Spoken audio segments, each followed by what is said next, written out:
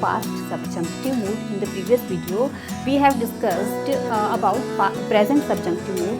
उसमें मैंने आपको present subjunctive mood and past subjunctive mood में जो एक बेसिक डिफरेंस होता है उसके बारे में भी बताया था। एंड ये जो पास्ट सब्जंक्टिव मूड का कॉन्सेप्ट है हम ये 2 वीडियोज़ में कवर करेंगे, क्योंकि पास्ट में भी 2 टाइप के हमारे सब्जंक्टिव सेंटेंसेस होते हैं, जैसे कि पास्ट सब्जंक्टिव सिंपल, जिसमें सिंपल पास्ट होता है, and past perfect subjunctive mood. Okay, तो यहाँ पे देखिए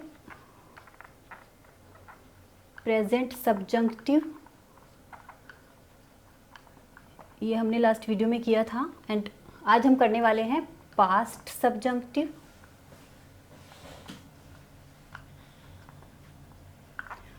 एंड नेक्स्ट वीडियो में, जो हमारी नेक्स्ट वीडियो रहेगी, उसमें हम पास्ट परफेक्ट सब्जंक्टिव मूड के बारे में पढ़ेंगे। तो यहाँ पे ये मैंने इसलिए यहाँ पर नोट किया है कि थोड़ा डिफरेंस इनका एक बार फिर से हम देख लेते हैं। देखिए प्रेजेंट सब्जंक्टिव मूड होता है तो उसमें हम फ्यूचर के प्रोबेबल एक्शन को देखते हैं। ओके, उसमें हम स्पीकर की इंटेंशन ये शो करता है, स्पीकर्स इंटेंशन एंड फ्यूचर के probable action, futures probable action. And past subjunctive mood जो होता है ये शो करता है प्रेजेंट के प्रोबेबल एक्शन को। ओके, ये स्पीकर के इंटेंशन से इसका मतलब नहीं होता है, ये शो करता है द प्रोबेबल एक्शन या unreal action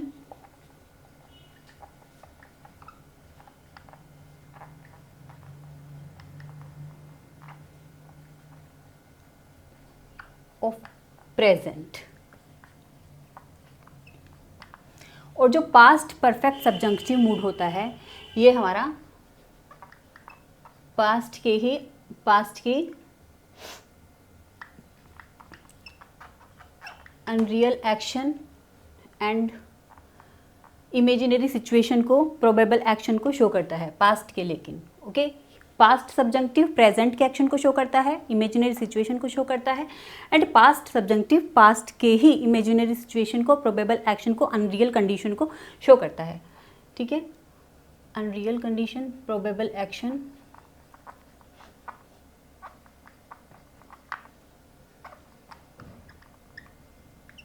and imaginary situation.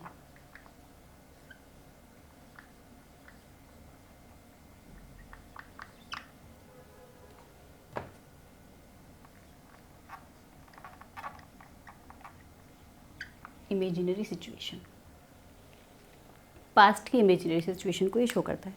तो आज के वीडियो में हम करने वाले हैं पास्ट सब्जंक्टिव मूड का कॉन्सेप्ट। ओके, देखिए प्रेजेंट सब्जंक्टिव मूड में आ जाते हैं, वर्ब्स से हम स्टार्ट करते हैं। प्रेजेंट सब्जंक्टिव मूड में हमने कौन सी वर्ब्स का यूज़ किया था? हमने स्टेट ऑफ बीइंग के लिए हमने बी का यूज़ किया था। बी की पास्ट फॉर्म कौन सी होती है? बी की सेकेंड फॉर्म कौन सी होती है? Was, were. Okay, and possession के लिए हमने हैव का यूज़ किया था, एंड सेकेंड फॉर्म क्या होती है हैज़ की? हैड। एंड एक्शन के लिए हमने डू का यूज़ किया था, जो बिल्कुल बेसिक वर्ब्स होती है हमारी। डू का यूज़ यानी यहाँ पर हम प्रेजेंट सब्जंक्टिव में हम वर्ब की फर्स्ट फॉर्म का यूज़ करते हैं। Okay, do, go, other main verbs में मतलब फर्स्ट फॉर्म का ही यूज़ करते हैं, और यहाँ पे हम सेकंड फॉर्म का यूज़ करते हैं। तो हमारा यहाँ पे हो जाएगा डिड, वेंट, जैसे गो का वेंट होता है, राइट का रोट होता है। इसी तरीके से हर एक वर्ब की जितनी भी एक्शन वर्ब्स हैं सब हैं उनकी सेकंड फॉर्म का ही हम यूज़ करेंगे। अब यहाँ पे एक छोटा सा कन्फ्यूज़न क्रिएट हो जाता है कि हम ये बात कैसे आइडेंटिफाई करेंगे कि हमारा सेंटेंस पास्ट सिंपल में है, क्योंकि जो पास्ट सिंपल सेंटेंसेस होते हैं तो उसमें भी हम वर्ब की सेकंड फॉर्म का ही यूज़ करते हैं। तो इसमें होता है वर्ब की सेकंड फॉर्म का यूज़ होता है, तो उसमें भी हम वर्ब की सेकंड फॉर्म का ही यूज़ करते हैं। एंड सब्जंक्टिव में भी हम वर्ब की सेकंड फॉर्म का ही यूज़ करते हैं, तो फिर हम कैसे आइडेंटिफाई करेंगे? और जो पास्ट सिंपल होता है हमारा, पास्ट सिंपल, वो रियल एक्शन को शो करता है, एंड जो पास्ट सब्जंक्टिव होता है वो अनरियल एक्शन को शो करता है। तो जैसे कि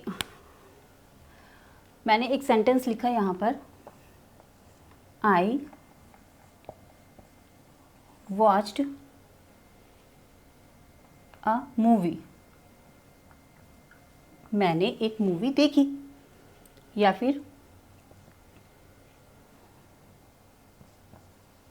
they won match, they won the match, उन्होंने मैच जीत लिया। ओके, तो देखिए ये वाले सेंटेंसेस हमारे पास्ट सिंपल को शो कर रहे हैं, पास्ट सिंपल में है, पास्ट सिंपल, जो कि शो कर रहे हैं रियल एक्शन को।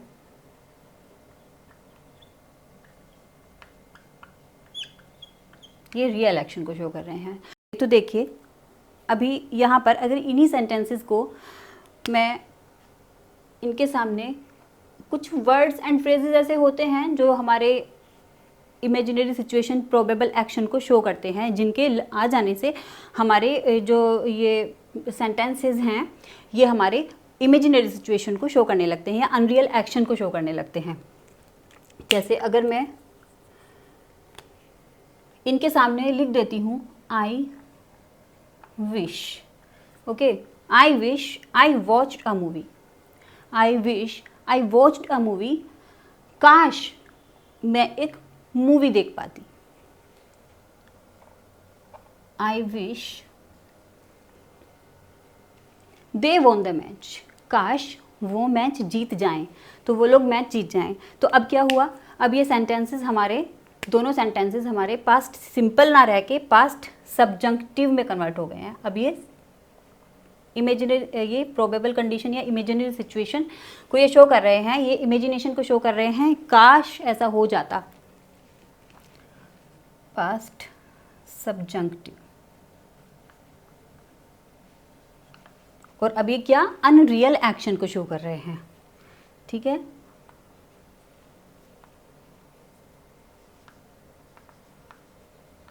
अनरियल एक्शन को अब ये शो कर रहे हैं। और एक और चीज़ है, देखिए पास्ट सब्जंक्टिव में स्टेट ऑफ बीइंग के लिए हम सिर्फ वर्ब का यूज़ करते हैं, सिर्फ एक ही वर्ब होती है स्टेट ऑफ बीइंग के लिए, वो होती है वर, वाज का यूज़ हम नहीं करते हैं। जैसे for example, I wish I were a queen, काश मैं एक क्वीन होती। तो इस तरीके से कुछ वर्ड्स हैं, विश का ज़्यादातर सबसे ज़्यादा यूज़ विश का ही होता है पास्ट सब्जंक्टिव में, या फिर जो सब्जंक्टिव मूड में पास्ट में आते हैं सेंटेंसेस, लेकिन और भी कुछ वर्ड्स हैं, फ्रेजेस हैं जो हम यूज़ करते हैं पास्ट सब्जंक्टिव मूड को शो करने के लिए। तो चलिए लेट्स सी देम। तो जो इमेजिनरी सिचुएशन को एंड प्रोबेबल कंडीशन को शो करने के लिए जो वर्ड्स या फ्रेजेस हम यूज़ करते हैं पास्ट सब्जंक्टिव मूड में, तो वो होते हैं, देखिए, wish, I wish, he wishes, she wishes, okay. तो wish, o that, o that, it means, इसका मतलब भी होता है काश, इसका मतलब भी होता है काश। Would that, would that. तो इन तीनों का जो होता है इफ ओनली, इन सब का मीनिंग होता है काश। तो ये सब काश वाले सेंस में यूज़ किए जाते हैं, काश मैं ये होता, काश वो ये कर पाती, इस तरीके के। तो इन सब का काश वाले सेंस में होता है। एंड इफ़, एज इफ़, ये प्रोबेबल कंडीशन या इमेजिनरी सिचुएशन को ये शो करते हैं। It's high time,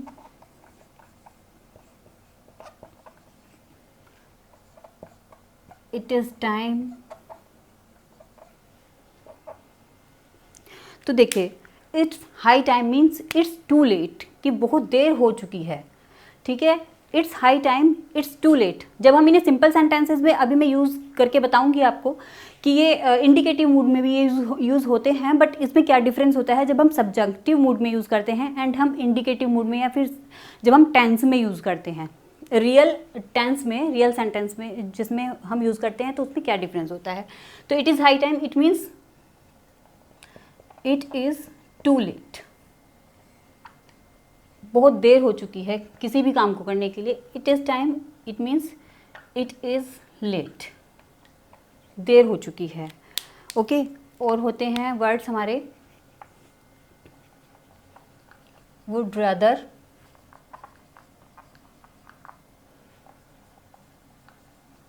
would sooner, okay. Would rather means I prefer, means preference के लिए, ओके। तो यहाँ पे होता है इसका मतलब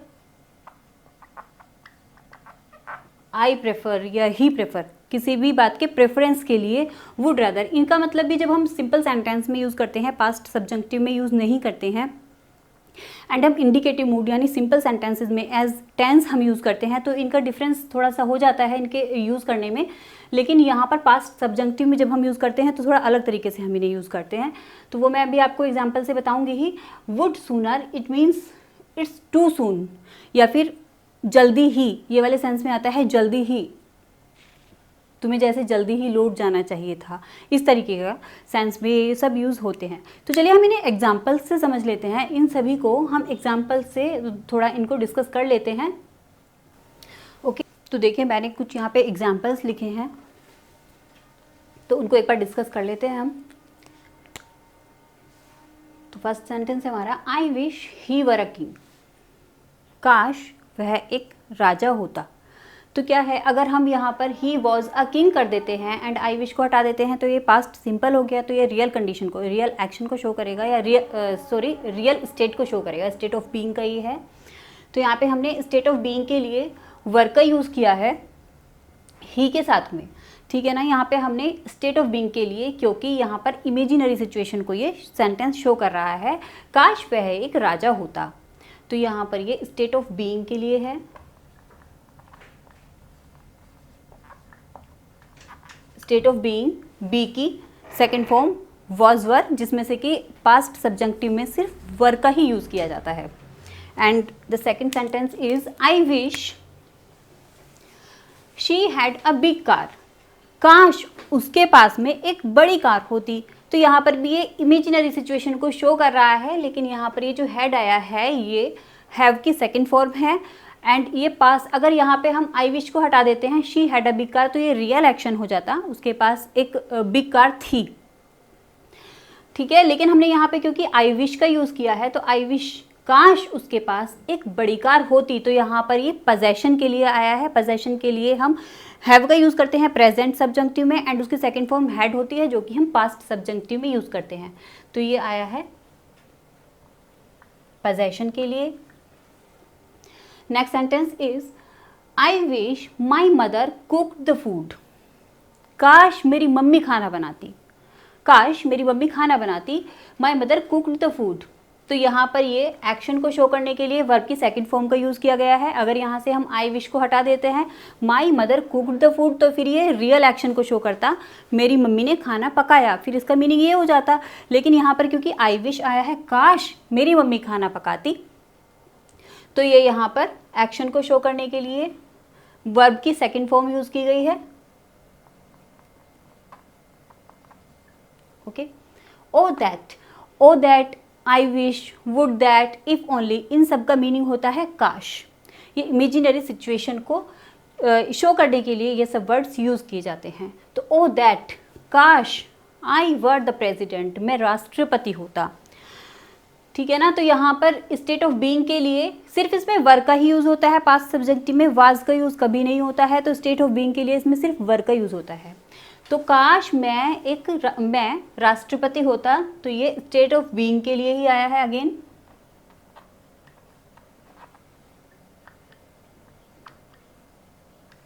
स्टेट ऑफ बीइंग के लिए आया है। वुड दैट मीन्स काश शी वर माई सिस्टर, वह मेरी बहन होती। तो यहाँ पर शी वर, यहाँ पे देखिए सिंगुलर सब्जेक्ट है, हमने वर का यूज़ किया है क्योंकि पास्ट सब्जेक्टिव में यही होता है। तो काश वह मेरी बहन होती, तो यहाँ पर ये स्टेट ऑफ बीइंग के लिए ही आया है, वर स्टेट ऑफ बीइंग के लिए ही आया है। इफ ओनली, इसका मतलब भी होता है काश। If only I were a minister, मैं एक मिनिस्टर होता, काश मैं एक मिनिस्टर होता। तो यहाँ पर भी ये स्टेट ऑफ बीइंग को शो कर रहा है।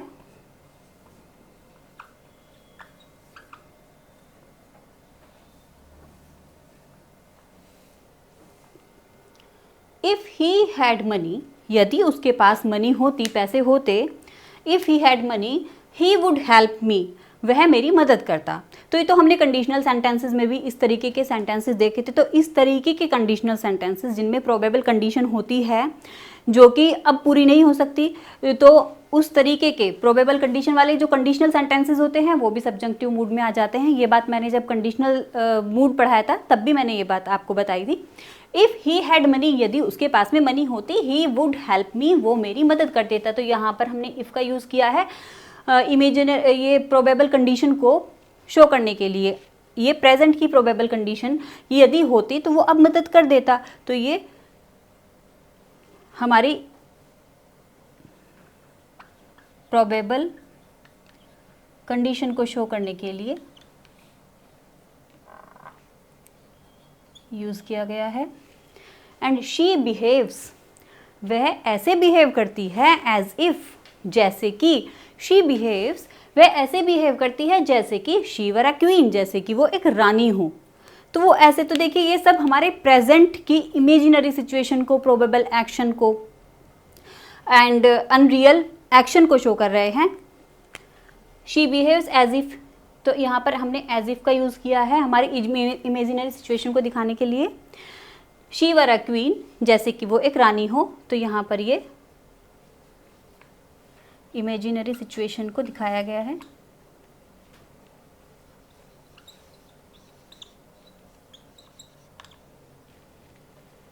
सॉरी, इमेजिनरी सिचुएशन के लिए हमने एज इफ, इसका मीनिंग होता है जैसे कि, मानो कि वो एक रानी हो, वो ऐसे बिहेव करती है।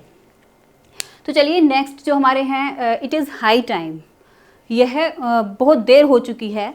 तो उनके भी हम जो बाकी हमारे रह गए हैं फ्रेजेस वो भी हम देख लेते हैं, हम सब्जंक्टिव मूड में किस तरीके से उन्हें यूज़ करते हैं। So it's high time,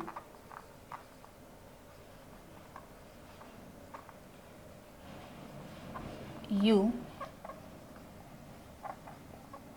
completed the project.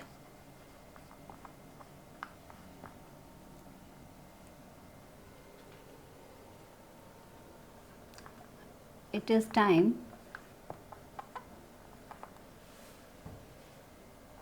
we started the exam.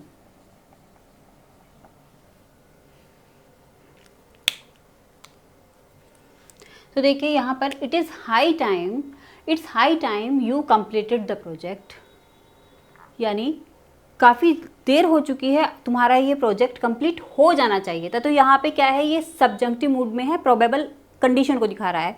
ठीक है, it's high time you completed the project. लेकिन हम इस सेंटेंस को सिंपल वे में भी लिख सकते हैं। यहाँ पर ये कैसे है, सब्जंक्टिव मूड में। अभी डिफरेंस भी बताऊंगी मैं। ये है सब्जंक्टिव में। It's high time you completed the project. बहुत देर हो चुकी है, तुम्हारा प्रोजेक्ट अभी तक कंप्लीट हो जाना चाहिए था। लेकिन हम इसे अगर ऐसे लिखते हैं, it's high time you should have completed the exam. It's high time you should have completed the exam. तुम्हें एग्ज़ाम कंप्लीट कर लेना चाहिए था अभी तक, बहुत देर हो गई है, यानी बहुत ज़्यादा लेट हो चुका है कि तुम्हें एग्ज़ाम पूरा कर लेना चाहिए। तो यहाँ पर हमने मॉडल का यूज़ किया है। तो यहाँ पर ये एक तो इस तरीके से सेंटेंस हम बना सकते हैं। एंड एक अगर हम इसे करते हैं, it's high time to complete the project, यानी यह बिल्कुल सही समय है। यहाँ पर इसका मीनिंग क्या है, it's high time you completed the project, ये बहुत लेट हो चुका है, तुम्हारा प्रोजेक्ट कंप्लीट हो जाना चाहिए था। It's high time you should have completed the project, बहुत लेट कर दिया है तुमने, तुम्हारा हो जाना चाहिए था अभी तक, ठीक है, तुम्हारा प्रोजेक्ट कंप्लीट हो जाना चाहिए। तो यहाँ पे हमने मॉडल का यूज़ किया है सेम सेंस में। लेकिन अगर हम इस तरीके से यूज़ करते हैं इसे, it's high time to complete the project, ये बहुत सही समय है प्रोजेक्ट को कंप्लीट करने का। तो यहाँ पर हमने क्या, यहाँ पर इसका मीनिंग बदल गया है। यहाँ पर हमने यहाँ पर टू प्रीपोजिशन टू का हमने यूज़ किया है, it's high time to complete the project. अब यहाँ पे अगर हमारा इसके बाद में सब्जेक्ट आता है, देखिए इसके बाद में अगर हमारा सब्जेक्ट आता है यू, जैसे यहाँ पे यू आया है, तो फिर इसका मीनिंग प्रोबेबल कंडीशन के लिए हो जाता है, ओके। और अगर हम इसके बाद में हमारा सब्जेक्ट नहीं आ रहा है तो it means it's high time, ये बहुत अच्छा समय है प्रोजेक्ट को कंप्लीट करने का। तो इसका सेंस फिर ये हो जाता है। इन द सेम वे ये जो सब्जेक्ट हमारा सेंटेंस है, it is time we started the exam, exam start करने में बहुत देर हो गई, यानी बहुत लेट हो गए एग्ज़ाम स्टार्ट करने में, ठीक है, बहुत देर हो चुकी है, तुम्हें एग्ज़ाम स्टार्ट, हमें एग्ज़ाम स्टार्ट कर देना था। एंड यानी it is late, it is too late, यहाँ पे इसका मीनिंग है इट्स टू लेट। एंड अगर यहाँ पे है it's high time to complete the project, it's the appropriate time, it's the good time, यहाँ पर भी it is time to start the exam, it means ये बिल्कुल सही समय है एग्ज़ाम को स्टार्ट करने का। तो यहाँ पे इसका मीनिंग ये हो जाता है अगर इसके बाद में हमारा सब्जेक्ट नहीं आ रहा है। एंड अगर हमारा इसके बाद में सब्जेक्ट आ रहा है तो यहाँ पे ये प्रोबेबल एक्शन को शो करने लगता है।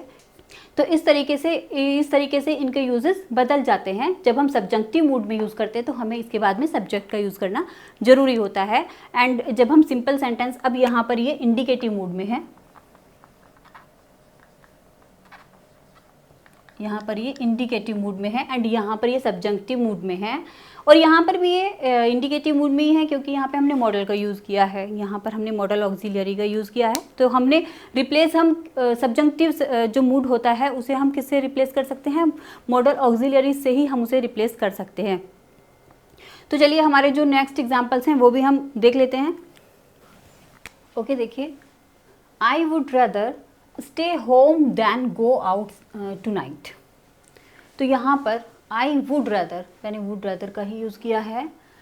I would rather stay home, मैं ज़्यादा प्रेफर करूँगी स्टे होम, घर पर रहना, दैन गो आउट टुनाइट, आज रात बाहर जाने की अपेक्षा बाहर जाने की अपेक्षा मैं घर पे रहना ज़्यादा प्रेफर करूँगी, उस चीज़ को मैं ज़्यादा मेरे लिए सही है। तो I would rather stay home than go outside tonight. तो ये सेंटेंस हमारा है इंडिकेटिव मूड में।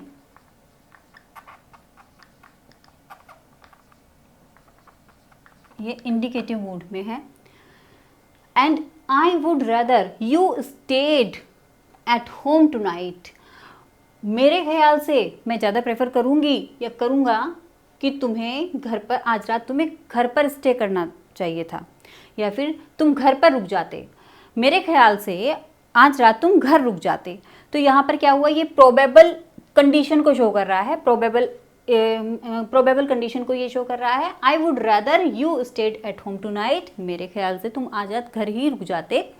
तो यहाँ पर ये हमारा सब्जेक्टिव मूड में है। एंड ये क्योंकि हमारा सिंपल सेंटेंस है, I would rather stay home, तो रादर के साथ में देन का यूज़ होता है। I would rather stay home than go out tonight, मैं आज रात बाहर जाने की अपेक्षा घर पे रहना ज़्यादा प्रेफर करूँगी। तो ये हमारा सब्जंक्टिव मूड में है नीचे वाला सेंटेंस।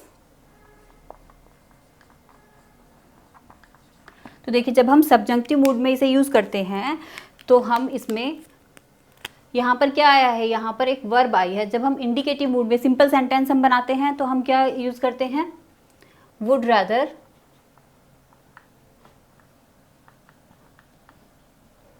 प्लस वर्ब की first form plus object plus than, ठीक है, रादर देन उसमें यूज़ होता है, तो वो इंडिकेटिव हमारा मूड होता है। और जब हम सब्जंक्टिव मूड में यूज़ करते हैं तो हमारा जो स्ट्रक्चर होता है तो वुड रादर प्लस सब्जेक्ट, तो हमारा फिर वर्ब नहीं आता है, यहाँ पर वर्ब आता है इसके बाद में जब ये सिंपल सेंटेंस होता है, एंड जब यहाँ पर सब्जेक्ट आ जाता है इसके बाद में तो ये सब्जंक्टिव मूड ये प्रोबेबल एक्शन को शो करने लगता है, प्रोबेबल कंडीशन दिखाने लगता है। तो यहाँ पर वर्ब की फर्स्ट फॉर्म नहीं आएगी, फिर वर्ब की सेकेंड फॉर्म आएगी, क्योंकि हमारा पास्ट सब्जंक्टिव मूड में हम वर्ब की सेकेंड फॉर्म का ही यूज़ करते हैं, वर्ब की सेकेंड फॉर्म आती है, ठीक है। तो ये इसकी स्ट्रक्चर होती है। In the same way I would sooner you reached home, मेरे ख्याल से तुम जल्दी ही घर चले जाते या घर पहुंच जाते, मुझे लगता है तुम्हें घर पहुंच जाना चाहिए था। तो यहाँ पर जो ये वुड सूनर है इसका मतलब होता है जल्दी ही, मेरे ख्याल से तुम जल्दी ही घर चले जाते। तो इस तरीके से ये सब्जंक्टिव मूड में, यहाँ पर भी अगर हमारा बाद में सब्जेक्ट आया है तो ये सब्जंक्टिव मूड में है, एंड अगर हमारी वर्ब आई है तो ये फिर इंडिकेटिव मूड में हो जाता है। तो चलिए इसी के साथ में हम आज पास्ट सब्जंक्टिव मूड का अपना कॉन्सेप्ट यहीं पर समाप्त करते हैं, एंड नेक्स्ट वीडियो में हम पास्ट परफेक्ट सब्जंक्टिव मूड पढ़ेंगे, उसका कॉन्सेप्ट हम पढ़ेंगे। तो आज का आपका जो टास्क है इसमें बस ये है कि आज आपको एज इफ या इफ़ को यूज़ करके कोई भी 2 सेंटेंसेस बनाने हैं, या अपनी चॉइस से कोई भी वर्ड्स या फ्रेजेस को आप यूज़ करके 2 सेंटेंसेस बना सकते हैं, एंड मुझे कमेंट में ज़रूर भेजिएगा। तो चलिए इसी के साथ समाप्त करते हैं। अगर आपको ये वीडियो पसंद आया है तो इसे लाइक करें, सब्सक्राइब करें, एंड एक बेल आइकन उसे दबाना ना भूलें ताकि आपको फर्दर नोटिफिकेशंस मिलते रहें। तब तक के लिए टेक केयर, बाय बाय।